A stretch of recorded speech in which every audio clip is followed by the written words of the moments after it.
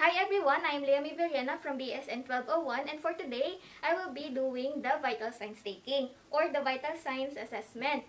So starting off by assessing the body temperature by axilla, so using a digital thermometer. So the first step is to introduce self and verify the client's identity to gain the patient's trust. So good morning ma'am, I am Nurse Leia. May I know your name? My name is Ella Villena. Okay, so the second step is to identify and explain the procedure to the patient. So explaining the procedure reduces anxiety and fear, thus promoting the cooperation of the patient.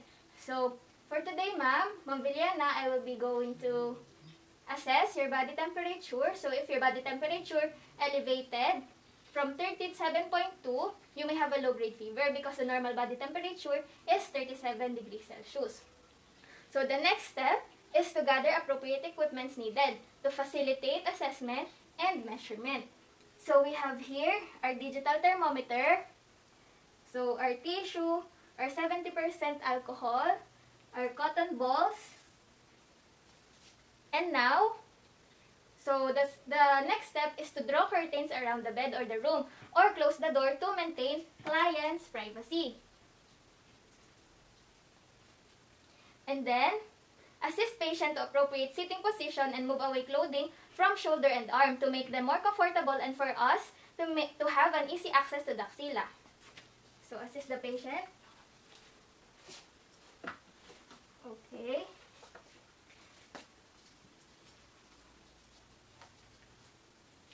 And then, remove thermometer from the packaging. Grasp the top stem. And then, wipe thermometer using a firm rotating movement from the bulb down to the stem. So, of course, using cotton balls with alcohol. So, by this method, we're removing the chemical solution, the dirt, and the dust that may affect the skin of the patient, that may irritate the skin of the patient. So, also, this wiping of digital thermometer prevent the spread of microorganisms. So the next thing to do is to remove patient's arm and shoulder from the sleeves of the gown. Avoid exposing the patient's chest. Make sure that axillary skin is dry. If necessary, pat it with dry tissue.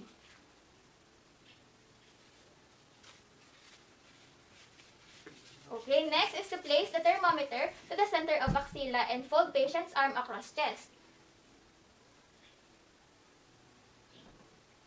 Okay, and then leave the digital thermometer in place until signal is heard.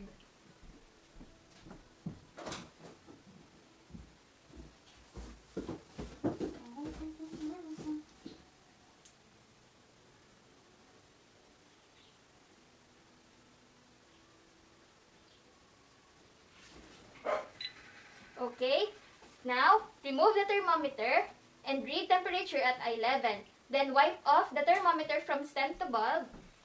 So first remove the thermometer. So read the thermometer at eye level. And then wipe off thermometer from stem to bulb with firm rotating motion using cotton balls with alcohol.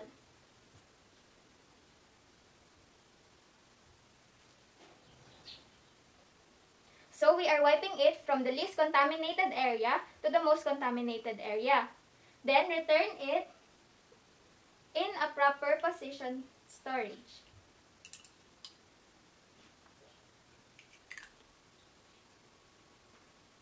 So this prevents the contamination. So if gloves are used, remove gloves and discard gloves and perform hand hygiene.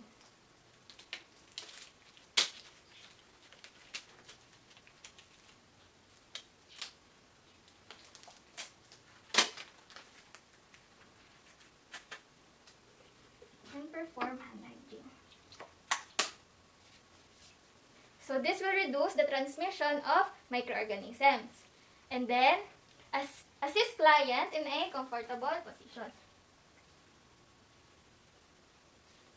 And then, record temperature result in a graphing sheet.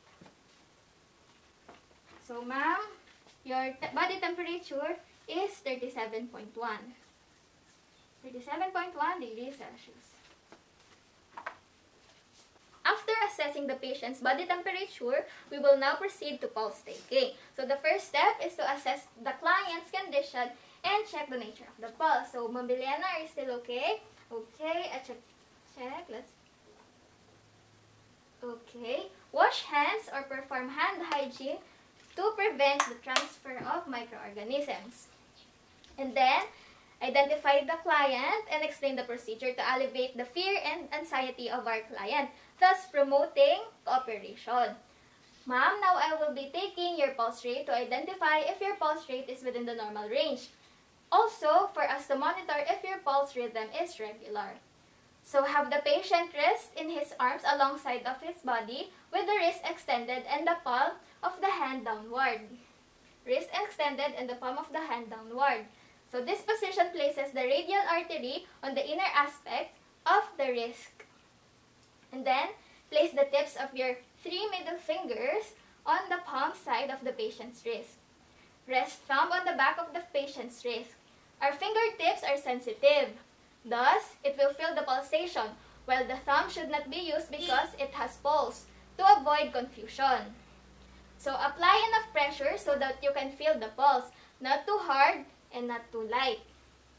Pressing too hard may stop the flow of the blood and you will not be able to feel the pulse. Too little pressure will be imperceptible. So, using a watch with second hand, count the number of pulsations felt on the patient for 1 full minute.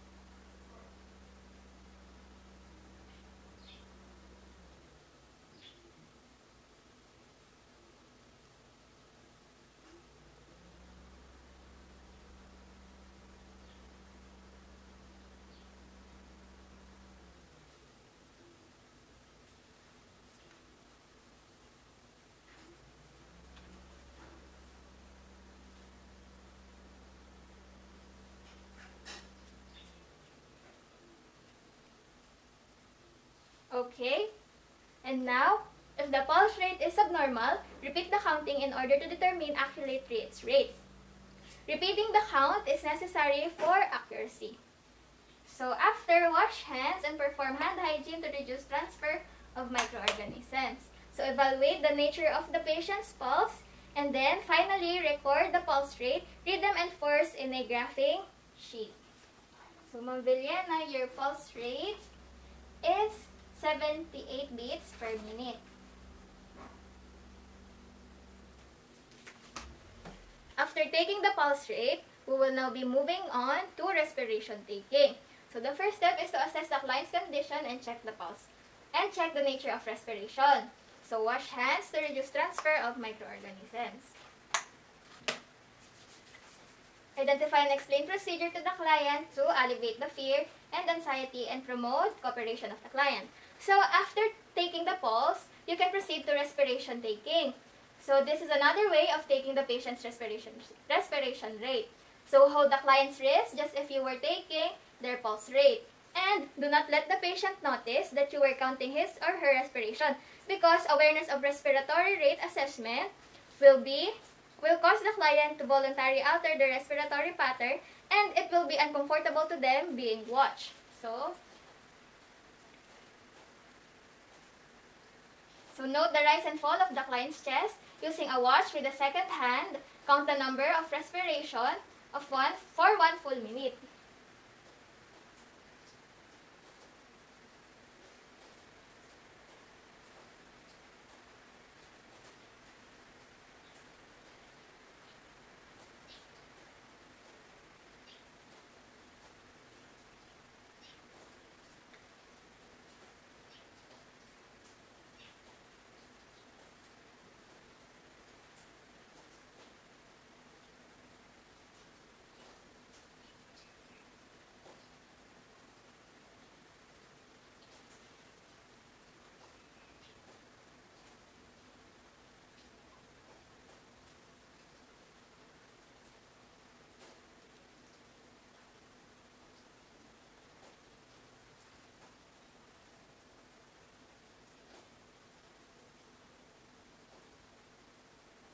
Okay? And then after, wash hands and perform hand hygiene to prevent the transfer of microorganisms. And then evaluate the character of the respiration. And then record the number of respiration, and it will serve as a baseline data for the healthcare providers. So for blood pressure taking, so assess the patient's physical condition and the factors that affect blood pressure, and determine the client's baseline blood pressure. And then wash hands or perform hand hygiene to prevent contamination or the transfer of microorganisms. And then gather appropriate equipments needed. So your BP apparatus, your sphygmomanometer, and then your stethoscope. And then identify and explain procedure to the client to gain the client's cooperation and alleviate their stress. So, Ma'am Villena, I will be taking your blood pressure so that we can identify and monitor if there are any changes in your blood pressure. And now, place the clients in a comfortable sitting position and put the arms at the level of the heart with palms of the hand facing upward. So, having the arm above the level of the heart causes decrease in blood pressure. So, sitting position.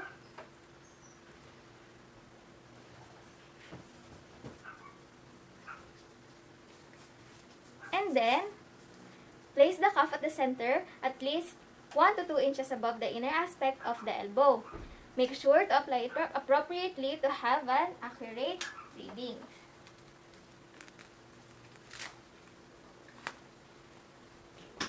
So, wrap cuff around the arm smoothly and snugly, not too loose and not too tight. A cuff that is loosely wrapped may result to inappropriate readings.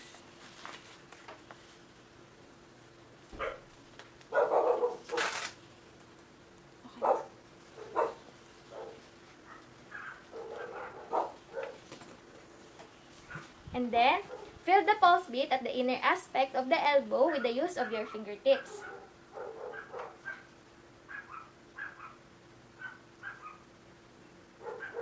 And then, place stethoscope earpiece in your ears and close the screw valve on the air pump.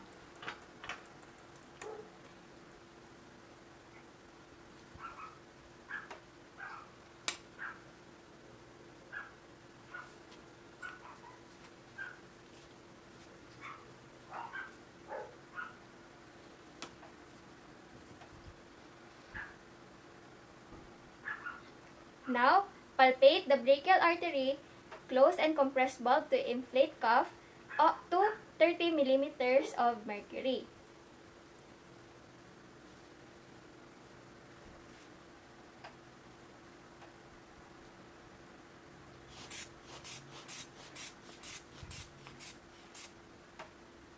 And then, release the air cuff slowly so that the pressure goes down to the rate of 2 to 3 millimeters per mercury.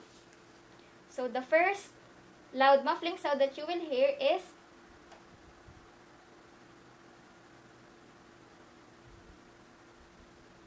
okay.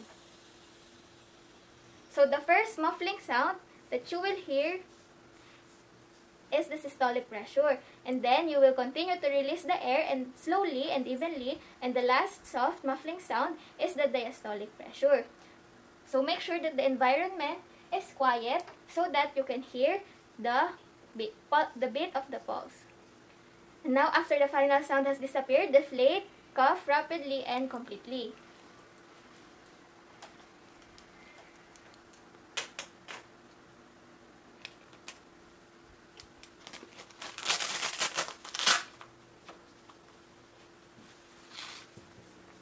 So, clean and store the equipment to prevent possible cross-contamination. Then wash hands or perform hand hygiene to prevent contamination. Then after, evaluate the nature of the blood pressure of the client and her condition. So, Ma'am Villena, are you okay? Okay, good. And then, record results to serve as a baseline data for the healthcare providers.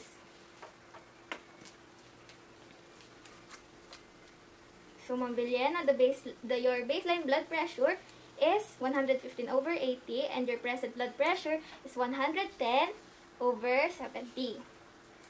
And then, take note that all of the readings and results gathered from the vital signs taking will serve as the baseline data of the healthcare providers. And that would be all for the vital signs taking. Thank you very much.